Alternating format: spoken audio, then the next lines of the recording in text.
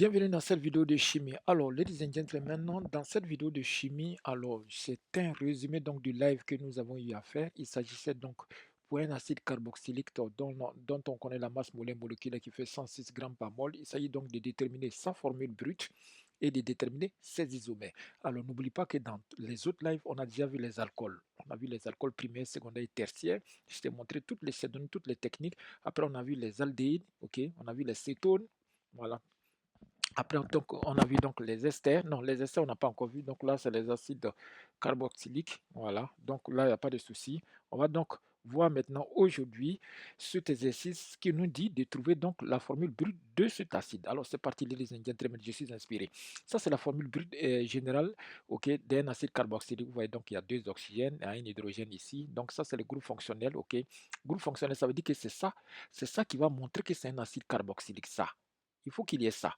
D'accord? Et ça, on appelle ça qu'on a un groupe alkyle. D'accord? Ça, c'est un groupe alkyle. Voilà. Alkyle, ça veut dire quoi? Lui, il est composé de carbone et d'hydrogène. Alors, regardez, je vais te détailler ça de la façon la plus simple. Regardez. Supposons lui, là, comme je viens de te le dire, il est composé que de carbone et d'hydrogène. Donc, regardez.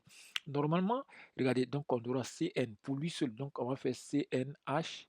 C'est un peu comme un alcane. Alors, les alcanes, n'oublie pas que les alcanes, c'est 2NH plus CN. Pour N carbone, on a 2N plus 2 hydrogène. Alors, sauf que comme il y a une liaison ici, au lieu de mettre 2N plus 2, nous, on va mettre 2N plus 1 et le 1 qui reste, qui manque là, puisque normalement, c'est 2N2, celui qui est couché pour faire la liaison. D'accord? Pour participer à la liaison. Donc, ça, c'est bon. Le carbone qui est ici, le voilà. Les doubles liaisons vers O, les voici. Et là, OH, voilà. Maintenant, regardez, on va faire un petit truc mathématique. Oublie ça d'abord. Là, ça, il faut le mettre en stand-by d'abord. Regarde. Supposons qu'on décide en mathématiques. Voilà, comme si on en maths. Faisons un truc de fou. Un truc fou, mais qui va nous aider. Regardez. Comme le corps, il est composé que de carbone, d'hydrogène et d'oxygène. Il n'y a pas autre corps ici, c'est que ces trois. Alors, calculons. L'oxygène, il y a combien? Ça, il n'y a pas de souci. Il y a deux oxygènes. Maintenant, carbone, il y a combien? Vous voyez ici, il y a N carbone. C'est comme si je mets carbone en facteur, ok? Voilà. Et comprenez comme si c'est un raisonnement mathématique. Ça, c'est carbone, donc il y a N carbone. Vous voyez, j'ai mis carbone en facteur, donc je mets N. Ici, il y a un carbone, donc je mets N plus 1. Vous voyez?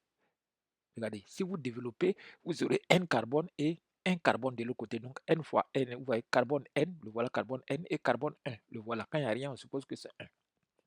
Terminé. Hydrogène, regardez, il y a combien? Hydrogène, il y a combien? Donc, hydrogène, vous avez 2N plus 1. Donc, vous avez 2N plus 1 plus l'hydrogène qui est ici. Donc, 2N plus 1 plus 1. En tout, vous avez combien? En tout, vous avez donc Cn plus 1 H. Regardez, ça va faire 2N plus 1, ça fait 2N plus 2. Est-ce qu'on ne peut pas mettre 2 en facteur, la famille? Si on met 2 en facteur, ça va faire N plus 1. On est d'accord? Donc, l'oxygène, ça va faire 2. Maintenant, faisons changement de variable. Posons Posons que grand X égale à n plus 1, n plus 1. Vous voyez, on retrouve directement Cx H2X O2. Voilà, c'est pourquoi ton prof te dit que les acides sont sous la forme de CnH2n plus 2. Voilà, c'est tout. Donc, vous voyez, moi, je préfère appeler CxH2X plus 2. Maintenant, on te dit que CxH2X plus 2 égale à 106. C'est facile maintenant. C'est très facile, la famille. Donc, si tu as CxH2X, alors, carbone, la masse molaire du carbone, c'est combien? La masse molaire moléculaire du carbone, c'est 12. Donc, ça fait 12 fois X, ça fait 12X. Plus hydrogène, sa masse molaire moléculaire, c'est 1. 1 multiplié par 2X, ça fait 2X. Donc, ça fait plus 2X. Oxygène, sa masse moléculaire, c'est 16. 16 fois 2, ça fait 36. Donc, on dit tout ça là, on dit que c'est égal à 106. Vous voyez, ça devient un petit truc mathématique à résoudre. 12x plus 2x, ça te fait 14x. 14x, maintenant égal. Tu as 106 moins 36. Il va te rester combien? 70. 106 moins 36, puisque lui il sort de l'autre côté. Donc, ça va te faire 106 moins 36. C'est un peu comme une équation. Donc, tu auras 14x égale à 70. Donc, x égale à combien? Pour avoir x, tu divises tout le monde par 14. Les 14, 14 se simplifie là aussi par 14. Sauf que le x qui va rester, donc tu auras x égale 70 divisé par 4, ça fait 5. Ça veut dire que ton corps que tu cherches là, le corps que tu cherches, si tu remplaces maintenant les x par les valeurs que tu as trouvées ici, donc ça te fait C5H10O2. Voilà. Quel est son nom? C'est l'acide pentanoïque. Acide pentanoïque. Ça, c'est une technique villageoise, mais très efficace. OK? N'oubliez pas que les vieilles marmites font de bonnes sauces. Cette vidéo est terminée. Prochaine vidéo, on va descendre les isomères.